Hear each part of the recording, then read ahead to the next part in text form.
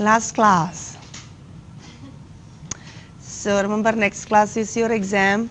If your chapter 8 homework is ready, give it to me. If not, remember to bring it on next class, okay? I will not be giving you back your finals and chapter 8 homework, okay? Alright, so we are not covering this entire chapter. We are just going to do the first couple of sections just to look at the acid base introduction, and then whatever time we have for the rest of the class, we can do a final exam review. You all got the final exam study guide, right? So your final exam is going to be no multiple choice, okay? I will not be giving you any multiple choice, but a question from each of those points. The study guide or the focus point I gave you. So make sure you know those. That's what we are going to focus on. So you don't have to sit and read the book all over, but focus on what is on that study guide and make sure you understand that. Okay? So I guess there are 16 study points, and there will be 16 questions. A question from each of those points. Okay? So this chapter we will just look into acids and bases, the introduction, and we will be all set.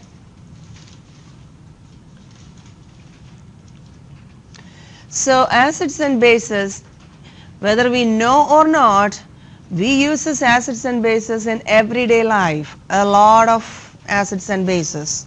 Here are a couple of examples. The altoids or such products you chew, most of them contain some acids. Those sour gummy bear, sour, all those products, whenever you taste something that's sour tasting, they all contain acids. Household products, mostly the cleaning stuff we use, mostly bases, some of them contains acids too. That is why that bottom picture, a lot of things we use in our day-to-day life in household. The tablets you put in for cleaning your pool water,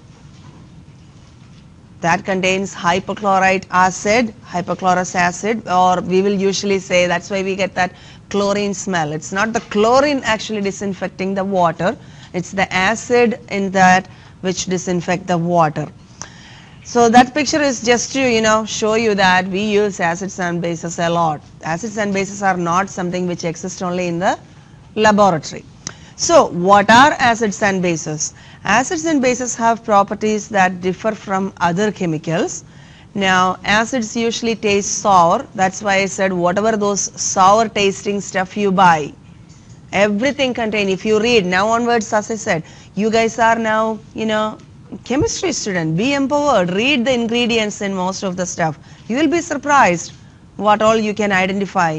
Some names would probably be familiar to you. You might say, oh, I know this. So most of those sour tasting stuff, some kind of acid. Bases usually taste bitter. So we don't, I mean there are a couple of things like bicarbonate, sodium, soda you use for, not the soda you drink, you use as the baking powder or baking soda. That is a base. And if anyone have tasted the baking soda itself, if you just put it to the tongue, yeah, it tastes really bitter, okay? It's base. And usually bases will feel slippery. Titration lab, when you touch sodium hydroxide to put in the burette, when you put your finger on the top of the burette, you felt it's slippery, right? So bases usually will feel slippery. Now acids and bases both will change colors with some dyes. The titration lab, you put phenolphthalein indicator, which was colorless in acid, but when it was basic, you saw that the pink color coming up, right? So acids and bases that have that property, they can change colors in some dyes. And then acids causes many metals to corrode. Yeah. And acids and bases combine to neutralize each other, or acid-base neutralization reactions. We learned about those reactions, right? Acid-base neutralization. Now, even though we talked about the acid-base taste, that's why it says do not taste the lab chemicals. Because you know that, oh, acids taste sour, my sour gummies have acids in it, so why not? I'll just go and put some acid in my mouth in the lab. No. Okay, so as I said, we are just going to look into a brief introduction into acid-base chemistry, how it developed. The first acid-base definitions were proposed by Arrhenius in 1800, and the Arrhenius model said an acid is something in water producing H plus ions, and a base is something in water producing hydroxide ion. So the acid and base was developed based on this idea, that is, acid would produce H plus ion and a base will produce hydroxide ion or OH minus ion. Say for example, hydrogen chloride, when you written HCl parenthesis G, it is hydrogen chloride gas, but when it dissociates in water, it will be H plus AQ and Cl minus. So that substance produce H plus in water, right? So we can say hydrogen chloride in water, it's called an acid. Of course, you know hydrochloric acid, that's the same thing, HCl dissolved in water. And sodium hydroxide solid, when dissolved in water, what happens? It dissociates into Na plus and OH minus. So anything which produce OH minus in water, we call it a base. So sodium hydroxide is a base. So Arrhenius earned Nobel Prize for this work, which is showing H plus and OH minus is responsible for acid and base behavior, and it is very important in acid-base chemistry. Even though we kind of modified the definitions afterwards, still H plus and OH minus is the stepping stone for acid-base chemistry. So there was some problems with the Arrhenius model. So he said acid is something which will produce H plus ion. But later when scientists were looking for H plus ion, nobody could find such a species called H plus ion. H plus is existing only in paper. In reality, what happens is an H plus will combine with a water molecule and it will exist as hydronium ion, H3O plus. So if you search for H plus, you cannot find an H plus ion, or that's what the problem with the Arrhenius model. So how do you get this H3O plus?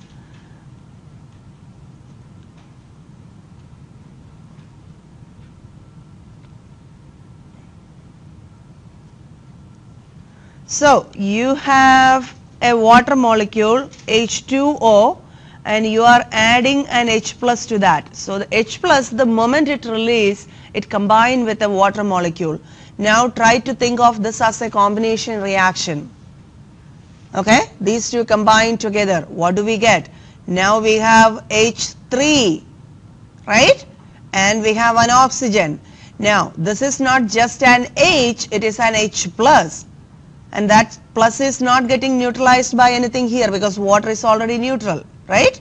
So that charge also would exist in that ion. That is how you get the H3O plus ion, and the name of that ion is hydronium ion. So later we modified that acid is not something which just produces an H plus, it is a hydronium ion. Whatever gives an hydronium ion, we call it an acid. Now later, almost after 125 years later, Bronsted and Lowry, two different scientists at the same time, proposed a modified definition for acids and bases. So now they call it an acid is something which donates an H plus ion which exists as a hydronium ion in water or in solution, and a base is something which accepts an H plus, or a base is something which will accept a hydronium ion. That was the modified definition. Now H plus ion, or in other words proton, H plus and proton, those are usually, those two words are interchangeable. Why H plus is called a proton? let's think about the hydrogen atom. The neutral hydrogen atom has how many protons? 1. It has how many electrons? 1. Now, when we say H plus, it lost that electron, right?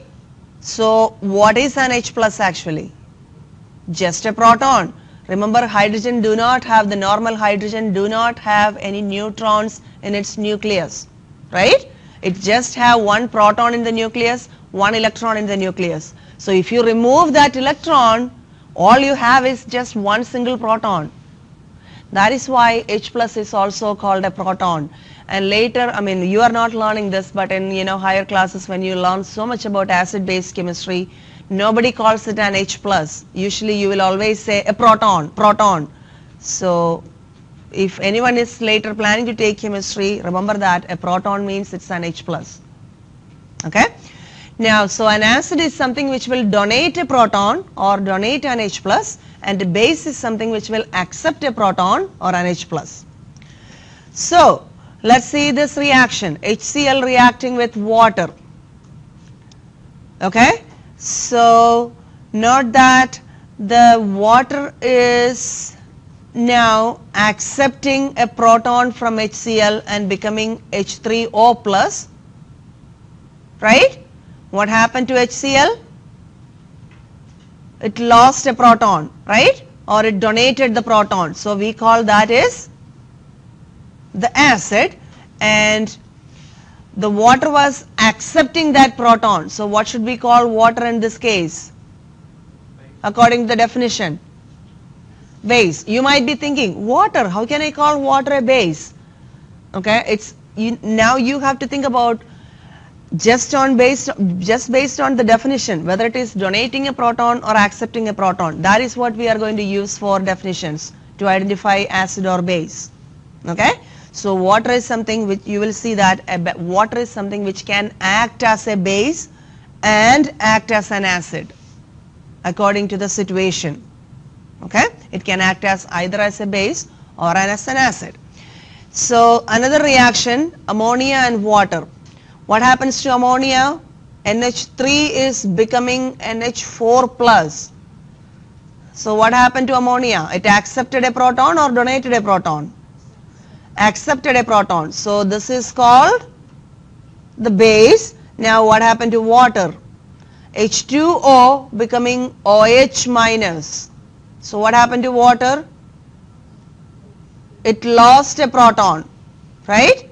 H2O and OH minus. H2O is H plus and OH minus together, H2O, and you have just OH minus left. That means, oops.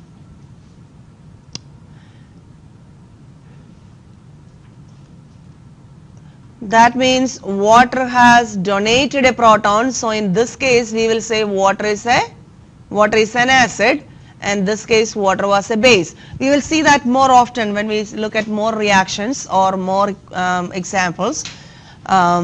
So again, in an acid-base reaction, the acid will donate an H plus and the base will accept that H plus.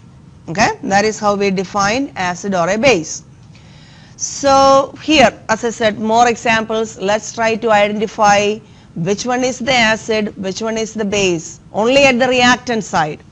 We are not going to look at the product side now, only at the reactant side.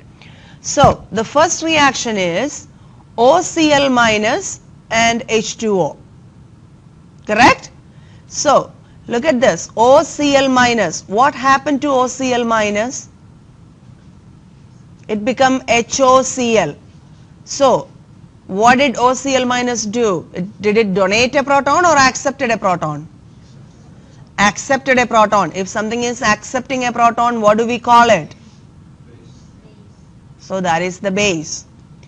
Now if that is the base, then this has to be acid, otherwise also. Let us see whether it satisfies the definition. H2O becoming OH minus. 1 H less, right?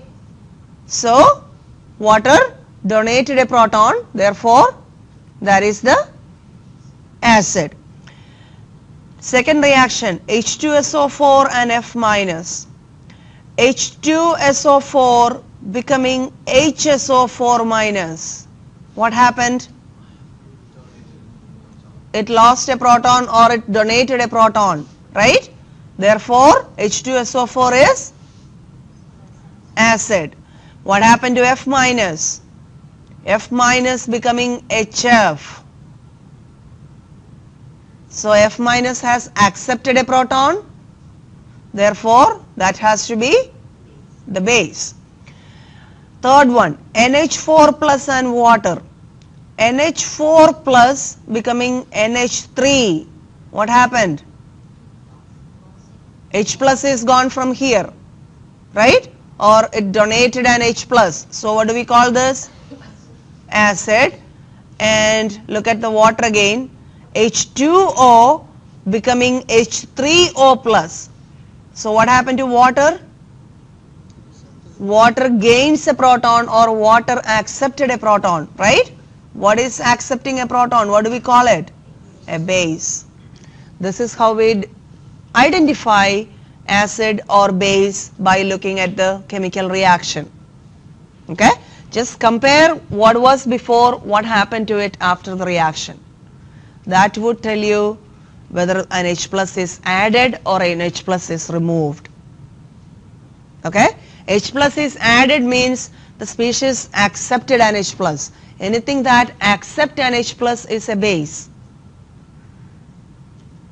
Right? H plus is removed means the species lost an H plus, or losing means donated an H plus. It's not just losing, it donates.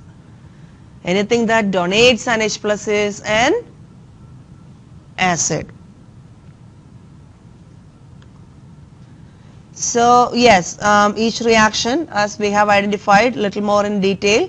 So water donates an H plus, so water is the acid, OCl minus accepted an H plus, so that is the base. In the second reaction again H2SO4 was the acid and F minus was the base, and the last one NH4 plus is the acid and H2O is the base. Now so far the three reactions we have seen water as one of the reactant. It doesn't mean that you should have water always for an acid base reaction. Consider this reaction between ammonia and hydrogen chloride. Ammonia NH3 becoming NH4 plus. What happened to ammonia? Accepted or donated? Accepted. Therefore this can be a base. HCl becoming Cl minus. What happened? It lost an H, right? When it is HCl means H plus and Cl minus, guys, neutral. That is why there is no charge. But the H plus is gone. You are left with Cl minus, right? So H plus donated means, who is this? This is the acid. So it can happen without water also. That's all it's trying to say. Now, many anions from dissolved ionic compounds act as bases. Here is an ionic compound, sodium carbonate, Na2CO3. When it dissolves in water, you get 2Na plus and a CO3 2 minus ion, right? Now, this CO3 2 minus ion, look at this ion. This ion act as a base in water. If you put that ion in water, now that is one of your reactant and water is your other reactant. See what happens. CO3 2 minus is becoming HCO3 minus. What happened to CO3 2 minus? Look at that carefully. What happened to it? It accepted a proton or it gained an H. That is how CO3 2 minus will become HCO3 minus, right? Remember, it is 2 minus. Gaining H plus means one positive charge is gained. So now it is left with only one negative charge. So that is why we call CO3 2 minus a base, and water has donated a proton, therefore we call water as an acid. Now let's say we have this base in another acid which is HF. Again see CO3 2 minus becoming HCO3 minus. That means it gained a proton. It is gaining a proton means it has to be the base, and the other species HF is the acid, not that HF becoming F minus. So this species donated its hydrogen or H plus. So the species is called the acid. So looking at the formulas you can identify which one has gained the proton or which one has lost the proton. Now, so we know at the reactant side what do we call each of them, right? Acid or base. Now we are going to look at its conjugate acid or base, that is what do we call the product side. There are names for stuff in the product side also. Imagine the following reaction going in the opposite direction, that is this reaction written in white ink is the forward reaction as it is. Now you have to imagine this is going in the reverse reaction. So that is why I have put the, oops, sorry, I didn't mean to do that. Most of the time, okay, good. That is why I have put this arrow, the yellow arrow this way, so that you can imagine now these are your reactants and these are your products, okay. So let's look at the reactants and once again define which one is the acid and base. Even though it's already written there, check for yourself, does it make sense? HCO3 minus becoming CO3 2 minus. What happened to HCO3 minus? Lost a proton, right? Now this is your reactant, guys. We are carrying this arrow. This is the direction we are looking at. So HCO3 minus becoming CO3 2 minus. So it lost this H plus, right? Something which is losing H plus means, losing means donating. Something which is donating the H plus is called acid. Now what happened to F minus?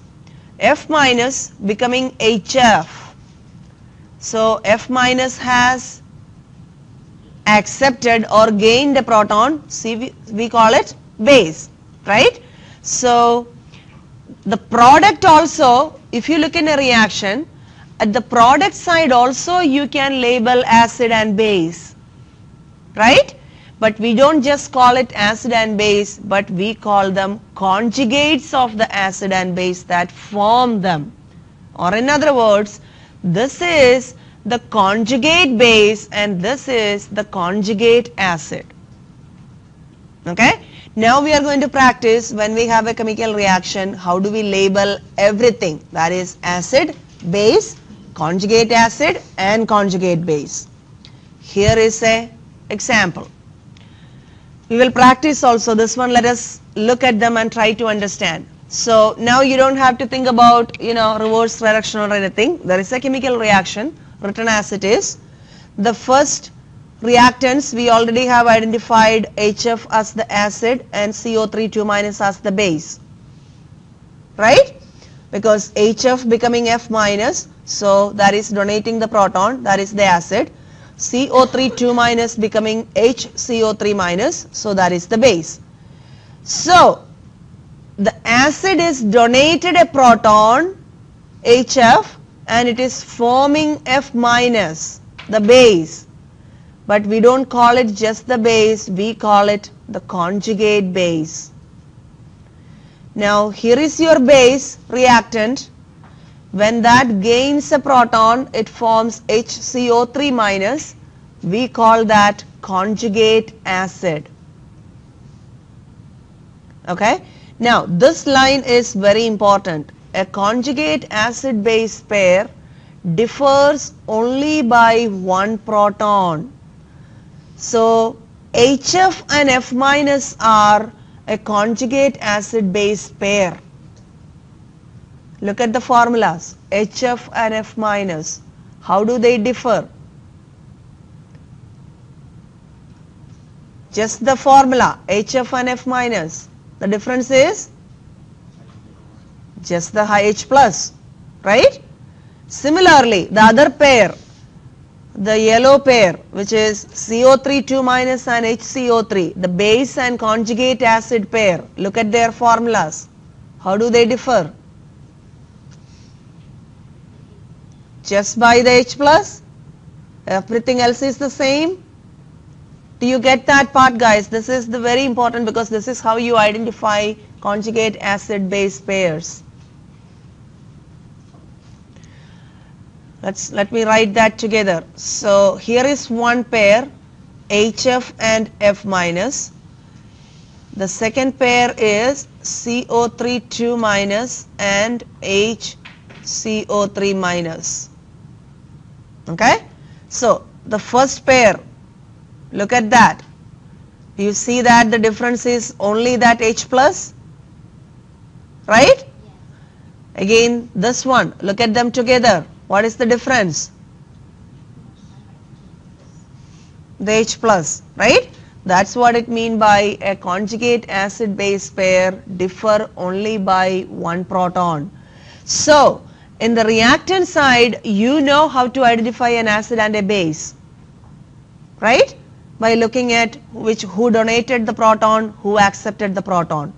Once you identify the reactant side, the acid and the base, it's easy to write the conjugate acid and base because they differ only by one proton. So if you have identified HF as the acid, you look at the other side, which species differ only from HF by one proton? The F minus. So that has to be the conjugate base. CO3 2 minus is the base. On the other side, which species differ from CO3 2 minus only by a proton? The HCO3 minus. So that has to be its conjugate acid. Okay? Now read the second line.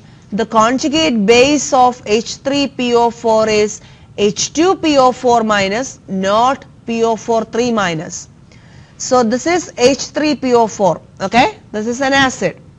Now if you have to write its conjugate base, all you need to do is remove one proton from this species.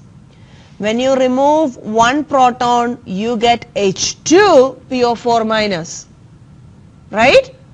For PO4 3 minus, how many protons you have to remove from H3PO4? Look at the formula, H3 and all 3 is gone. Right? That is when you get the PO4 3 minus. Are they conjugate base and pair, acid and base pair? No, they are not, because they differ by 3 protons. So we cannot call them a pair. A pair will differ only by 1 proton. That is the key point. Okay? We are going to practice identifying the pairs. So we have some acids given. We have to identify its conjugate base. Remember, acid donate a proton and acid base pair differ only by 1 proton. Those are the two things you have to keep in mind. So acid donating a proton means these are all acids. So these species are going to lose a proton. So when the first species lose a proton, what do you get? So HCO3, what is the charge? A minus charge. Remember guys, when you lose a proton, it's not as neutral H going away. What is going away is an H plus, right? An H plus means one positive charge is gone. So one positive charge gone means whatever resulting, that should have a negative charge. That is why you get HCO3 minus as its conjugate base. Now H3PO4, what will be the conjugate base? H2PO4 minus. Everyone understand why we have the minus charge? H plus is going, not just H. Okay, HPO4 2 minus. What will be the conjugate base? PO4 3 minus. It's 2 minus now. One more positive charge gone. One more positive charge gone means becomes 3 minus. If you add a positive charge, it becomes just minus. But if you are taking one more positive charge away, then it is 3 minus. NH4 plus. NH3. Does it have any charge? No, it doesn't, because this species already has a positive charge and an H plus is gone. So that H and that positive charge is gone. So what you are left with is neutral NH3. Water. Take away an H plus.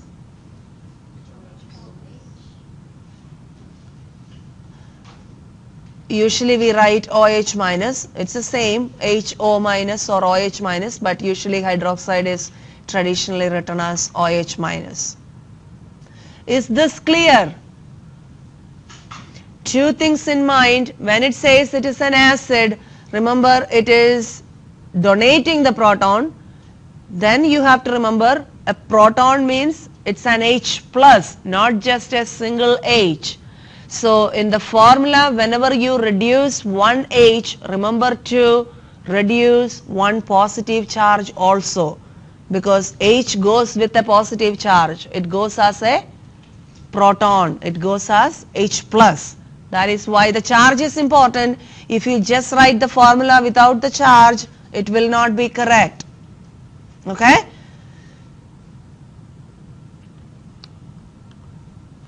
So we have all the answers correct. Now let's do the other side. That is, we have given some bases. We have to identify the conjugate acids. Again, two things in mind. Base will accept a proton. So whatever the formula of the base, you are going to add an H to that. Now when we add an H, what happens to the charge? What are we bringing in? We are bringing one positive charge in, because it comes as an H plus. So work with the charges also. Okay, SO4 2 minus. What will be the formula of its conjugate acid? H SO4. Now it was 2 minus, you are bringing one positive charge. So what will be the charge now? Just 1 minus. Correct? 2 minus, bringing, it's simple math guys, you all know this. Positive numbers and negative numbers, what is going on? That's all you are doing. HCO3 minus. Add a proton. H2 CO3, what happens to the charge? Neutral. It was 1 minus, you are bringing 1 plus, so 1 plus and 1 minus, neutral now. NH2 minus.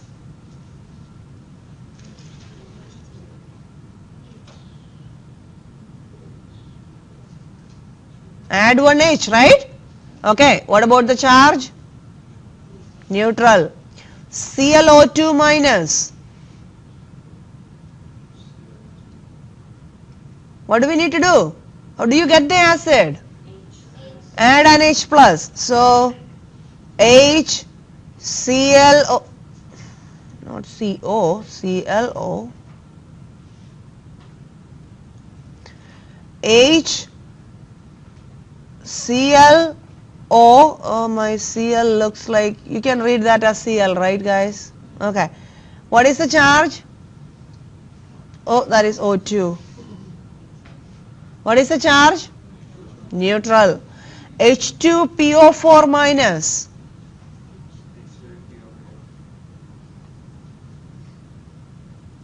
Charge?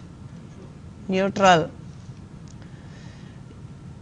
If anyone did not understand any of this, please feel free to ask me. I would explain this again. Everyone good on this? So one more time, acid donates a proton, base accepts a proton. A proton means it's an H plus, so you have to look at the charges also. So when an acid donates a proton, whatever species you have to remove a positive charge. Now when a base accepts a proton, whatever charge you have to add a positive charge to that, because it is coming as an H plus. Okay, people who are walking out, please come back soon. Okay, you didn't go out. Good. Who went out? I saw someone going out. Where is he? It's the last clicker question.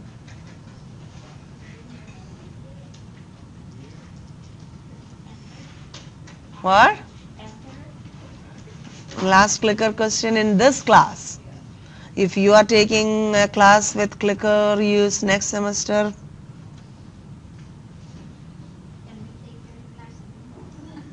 you want to take my class again? Oh goodness. Now do we have to wait for John, guys? Where is he?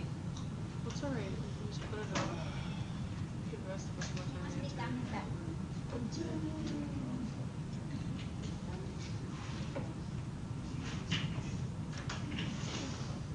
What, Cody? I said I have some questions about the homework. If we can get through. Okay. Yeah, we don't have much to cover. I think I have a couple of slides more. Is this stuff going to be on the test? Chapter 13 stuff, material? No, it's cumulative. Test is cumulative. I understand that, but is this stuff going to be on the Yes, that is what is on the test. That is that last question, identifying the acid-base, conjugate acid-base pair. Okay? All right. Here is your last clicker question. Look at the question carefully and I want 100% right answer. I'm not taking anything less than that.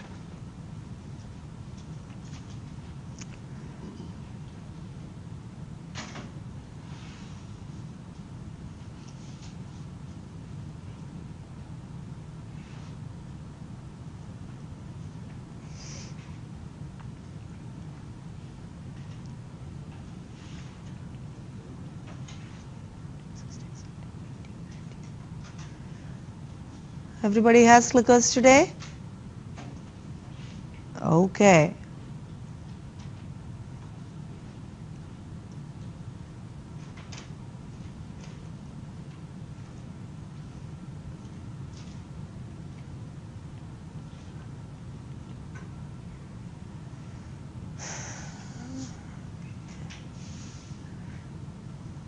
I'll stop at 1:30 for sure.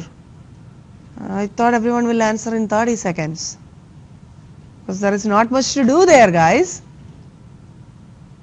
Need 2 more answers. 1 more. Oh, there. Okay. Anyone wants to change the answer in the last 10 seconds? 3, 2, 1, 0. What is the answer? Oh no!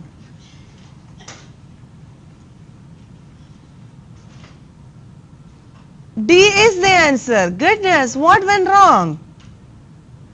Acid-base pair differ by what? 1 hydrogen only. Look at the first choice, H3O and OH minus. How many hydrogens? A difference of 2. Is that a pair? No, it is not. H3PO4 and PO4 3 minus differ by how many? 3. Is that a pair? No. What about C? It's not even right. It's not even from same species. One is HBr, the other one is OBr. What is that?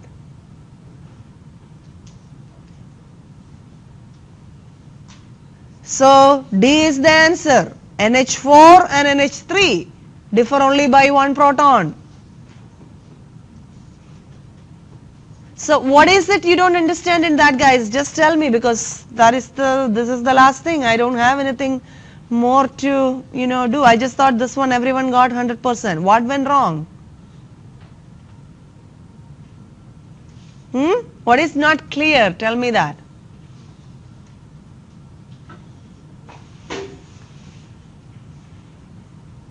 Everyone is whispering to themselves. Okay.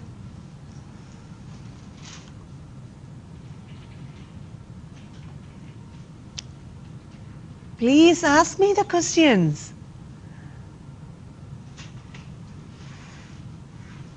Okay. So there are some species which can act as an acid or a base. We have seen that water is the most common substance. Some of the chemical reactions we have seen water acting as a base. Some of the chemical reaction we have seen water acting as an acid. Such species that can act as an acid or a base are called amphoteric substances. There are many species like that, but water is the most common amphoteric substance. So here is couple of reactions again, HCO3 minus and OH minus. Okay, so here only OH minus is shown, but this is basically what OH minus comes from water, right? So the conjugate, again look at the acid conjugate base pair, guys, HCO3 minus and CO3 2 minus. They differ by only one proton, so that is the acid conjugate base pair. And OH minus and water, they differ by only one H plus, so that is the base conjugate acid pair. Similarly, in the second reaction, HCO3 minus and H2CO3, acid conjugate, base conjugate acid pair, differ only by one H plus. H3O plus and H2O differ only by one H plus, so acid conjugate base pair. I know I'm repeating, but if anyone's haven't heard me so far, to identify acid base, you have to remember the definitions. Acid donates a proton, base accept a proton. So look in the chemical formula of the reactant and the corresponding stuff in your product. Okay, so the one which donated a proton, the one which lost a proton is the acid, the one which gained a proton is the base. Then to identify the pair, identify the acid conjugate base pair, remember they differ only by one H plus, everything else remains the same. Okay, they differ only by one H plus. So look at the formulas, what two species differ only by one H plus, that is the pair. Okay, that is a question in your final exam, please get that right. Now the last scale, last slide is just a general knowledge scale, the pH scale. Usually we represent acid base strength using pH scale. Okay, so here is the pH scale of some of the household or regular things we know of. Now pH scale is starting from, usually it's 1 to 14. Here is the pH scale, 0 to 14. Now the lower the number is, more acidic the species is, higher the number is, more basic the species is. So if it is from 1 to 14, right in the middle, 7, that's what we call neutral, neither acidic nor basic. And pure water has a pH of 7, that is why we said water is neutral. But again, in chemical reactions, water can act as a base or an acid because it is put into something else that will change the purity, right? It's not pure water anymore, so it could be a base or an acid. But if you take pure water and if you measure the pH, we have pH meters to measure pH. If you measure pH, it should be 7.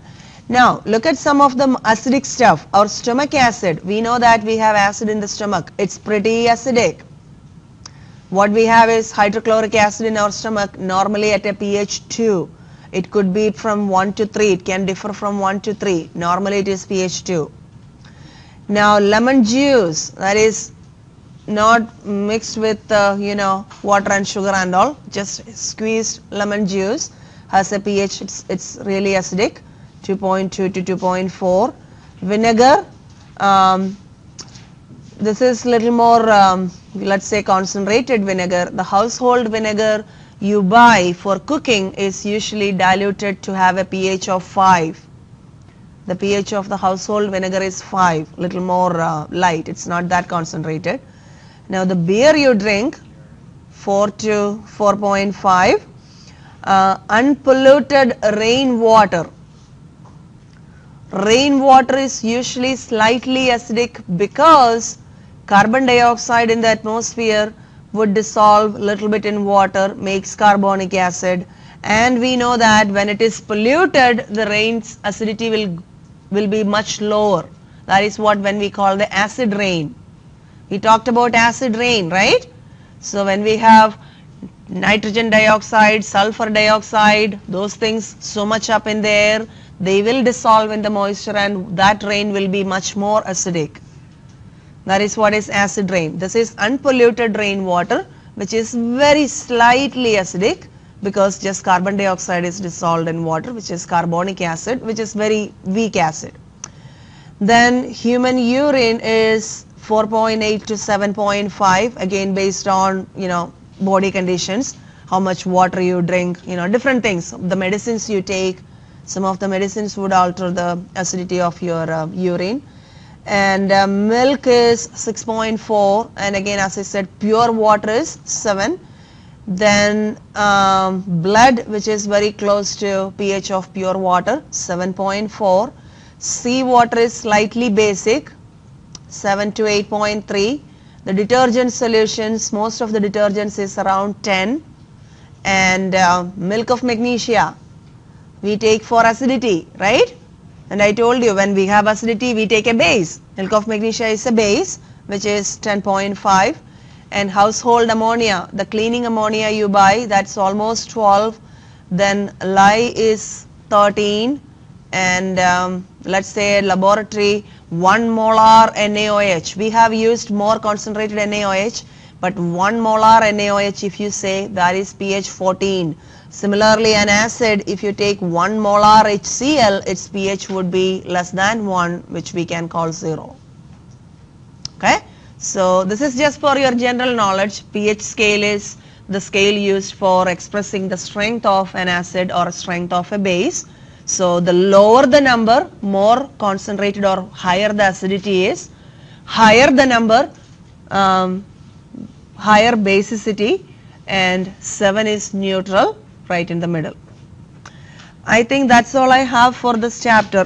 We are not doing, let me see. No, we are not doing rest of it. It's just right there. We are stopping right there.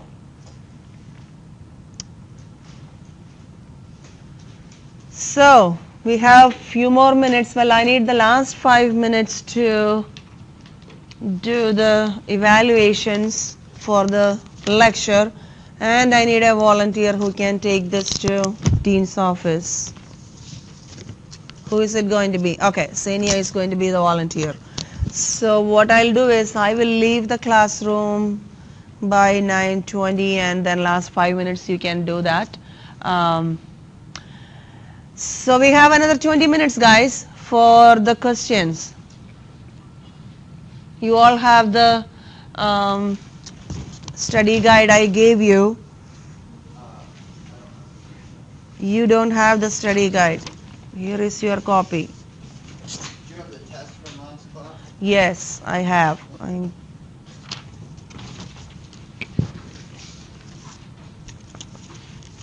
Okay, people who walked in late, you can take your test.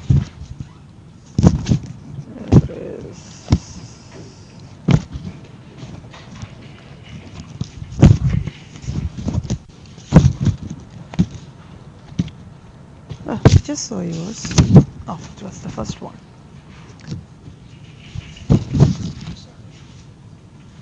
That's fine.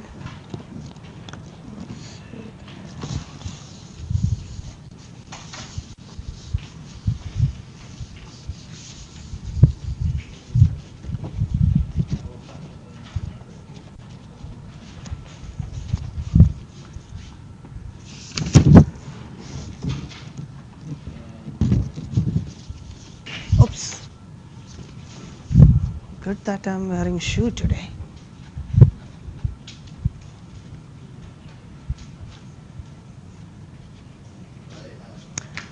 Okay.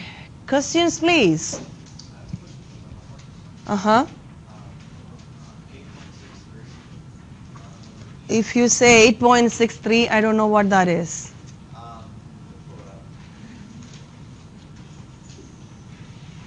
Chapter 8, yeah. 6.3. Do you need a book? Yes, a book. So this here says write the Lewis formula, including the resonance forms for each of the following molecules or ions. Mm-hmm. And the last one is HNO3 minus. And that leave the valence electrons for that were 17. I just wasn't sure how you're supposed to do that. Okay. Oh, well, that one is a special one. Okay, give me the formula again. HNO3 minus. HNO. Oh, okay, I know what happened. Shoot. Last year I have identified that was a printing mistake in the book. It is just HNO3. We don't have a species called HNO3 minus. Okay? Either it was supposed to be NO3 minus or it's just HNO3. Because how can you make HNO3 minus? That's what I was wondering. It is a printing mistake, and I remember that now. Last year somebody pointed that out and I corrected it, but I forgot to correct that in the eraser site. Because it was one of the odd number questions. Yes. I checked back the book and it wasn't even listed. Yeah, correct that for just HNO3. Okay, you can do that just for HNO3. Yes. How do you draw the Lewis structure for SO2Cl2? You have SO2Cl2. Yeah. Who goes in the middle? This is 8.92 C.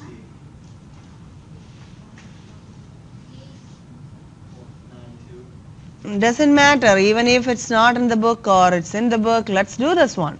Who goes in the middle, Cody? S, I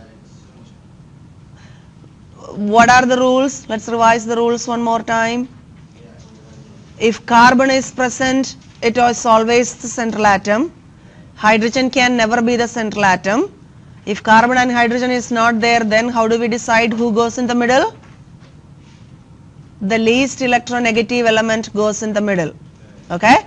And another clue is, let's say when you have something like this, SO2Cl2 like that. There is only one S. There are two oxygens and two chlorines, right? So we will say S is going to go in the middle. So first let us calculate how many valence electrons we have. S is group 6. So how many? 6 from S. Oxygen is group 6, 2 of them, so 12. Chlorine is group 7, so 2 of them, 14. Add them all up. 32. Yes. Okay, so we have to show 32 electrons. Now let's put S in the middle, and let's say chlorines and oxygens. I'm just going to put the chlorines on the opposite sides and oxygens on the opposite sides. Connected them with a single bond. So we have used so far 8. We need to show 24 more. Just put 6 round outside. And that's it. And then everyone will be happy, and you used all the 24. Everyone has octet. And I couldn't figure out how to do 8, 114, whatever it is, 8.114. I don't know what the question is of my mind. Explain why the first molecule which pair is covalent and the second is not. Okay. What are the pairs? No, wait, I understand now, I'm sorry. I just didn't do it. Unless someone else wants. Did you drink your coffee, Cody? No, I'm not. Not yet? Drink that, please. Chug it. Okay, what else, guys? Let me see. I think most of you got the Lewis structures okay in the exam. One thing still I noticed was CO3 2 minus or SO3. There were more resonance forms possible which people missed. Remember, like let's say SO3, when you draw the structure you get this. I'm just avoiding the dots for the ease of writing. This structure can have two more resonance structures. What are they?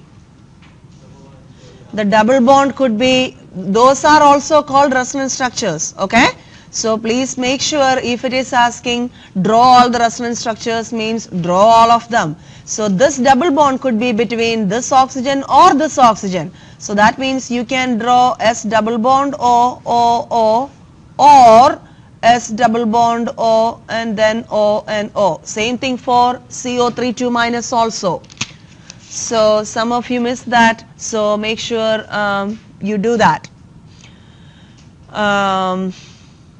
Yes. I thought that's what I did in the test, but you circled it and said I was wrong. Show me that again.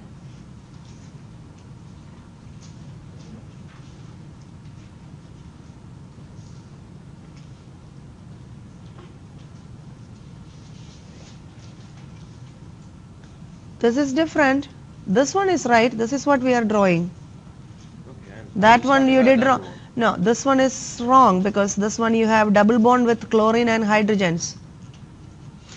Hydrogen can never form a double bond. Hydrogen just only one bond. I didn't connect it to hydrogen. I connected it to. Okay, even chlorine cannot have a double bond. Oh. What did I remember? I said halogens in group 7 they can only form single bonds. Group 6 the 2 minus ions they can only form a maximum of double bond. Nitrogen group 3 minus ions they can maximum form a triple bond. That is why I marked it wrong. What else? An electronic configuration, guys. Some of you have to look into the electronic configuration one more time. I had seen with more than 6 electrons in P, more than 10 electrons in D, those things.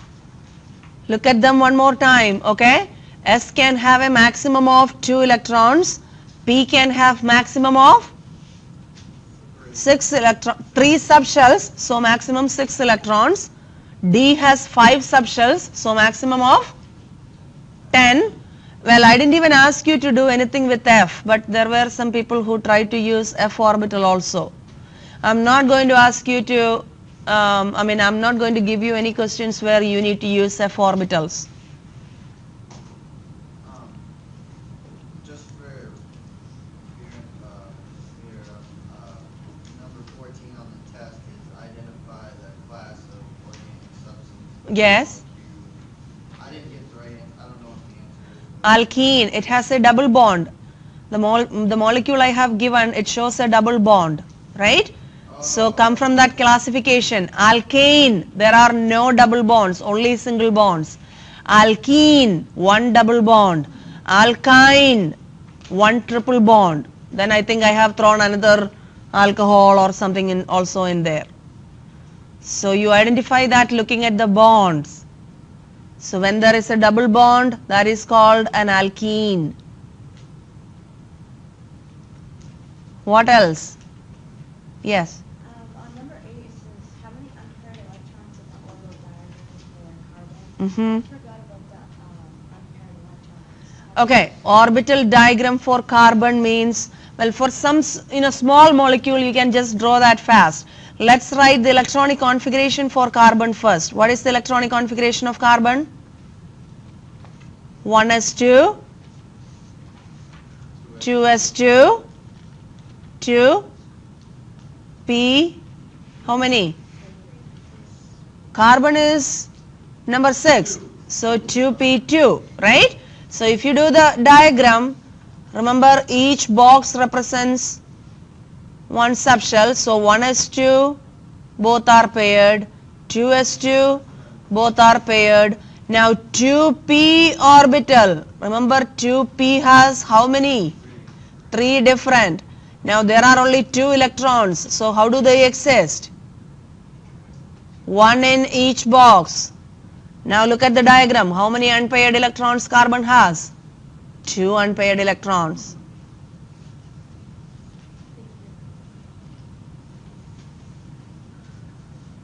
So expect, something smaller like that, you can just draw that easily. That's why I asked for carbon. I won't ask you how many unpaired electrons for a, higher element.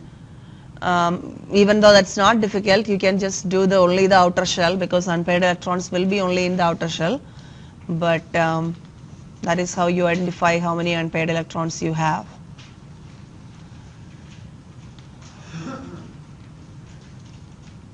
Now, when you have isoelectronic ions, how do we differentiate which one is larger or which one is smaller? What is the concept? Just like in the exam, the ions I gave you, Sc3 plus and what was it? S2 minus? S2 minus? What was the? No, S2 minus?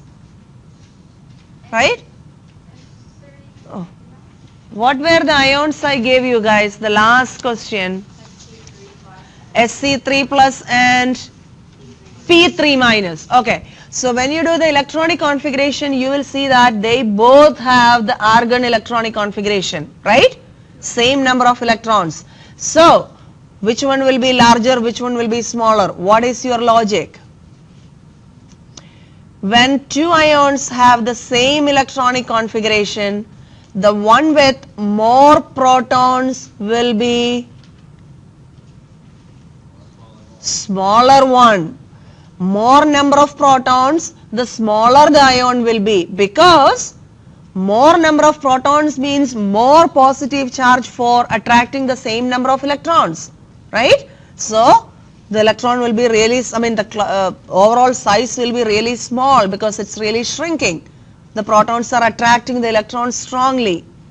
So when there are same number of electrons, that is isoelectronic ions, look for which one has the higher atomic number. That will be the smaller one, okay, not the larger one. So if the question is asking which one is the larger one, then the other one will be the larger one. So P3 minus is the larger ion in your question. Then once again, bond angles and shapes. Remember, linear has no unpaired electrons in the central atom.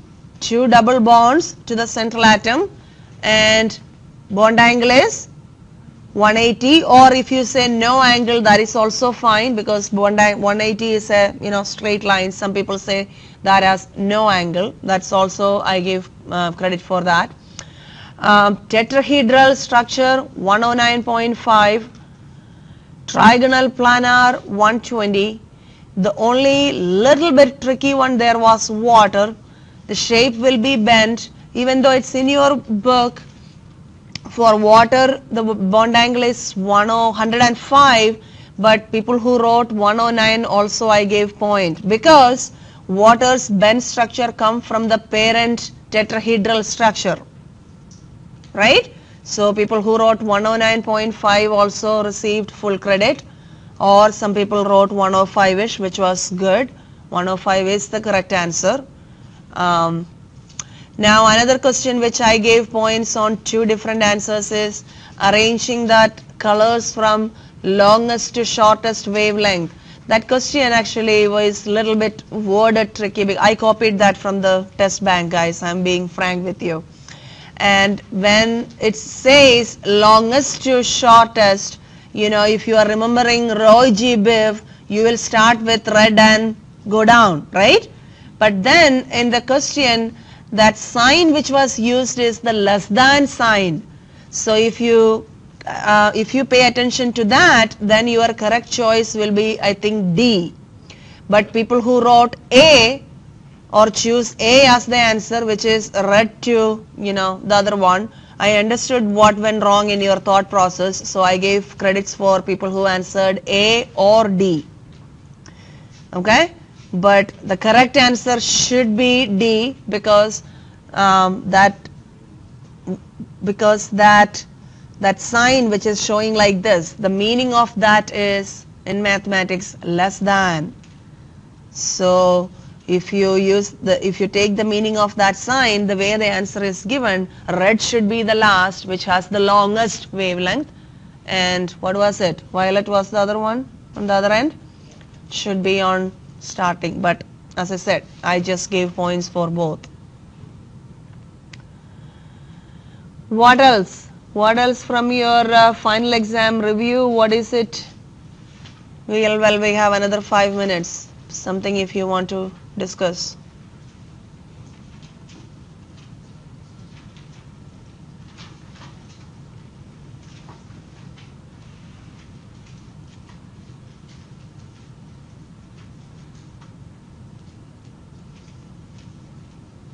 Everyone is good?